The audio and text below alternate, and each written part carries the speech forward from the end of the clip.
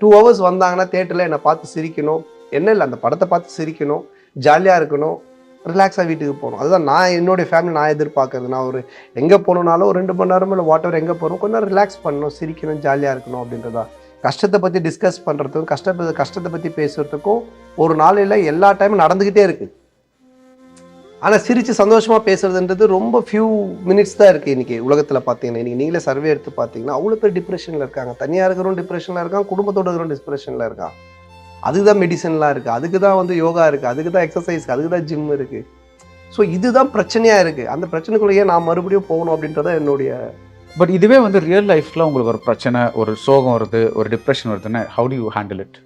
நான் மேக்ஸிமம் அதுக்குள்ளே போகவே மாட்டேன் சார். ஏன்னா நான் எதையுமே பெருசாக எடுத்துக்க மாட்டேன். எந்த ஒரு டிப்ரெஷன் எது வந்தாலும் பெருசாக எடுத்துக்க மாட்டேன். ஏன்னா எண்ட் ஆஃப் த டே எல்லாரும் சொல்கிறதா நம்ம ஒன்றும் கொண்டுட்டு வரல, ஒன்றும் கொண்டுட்டு போக போகிறதும் இல்லை. இதுக்கப்புறம் நடுவில் இருக்கிறது மட்டும் எந்தன்றனால தான் பிரச்சனை. அது இல்லாமல் பார்த்துட்டா ஹாப்பி தானே சார்.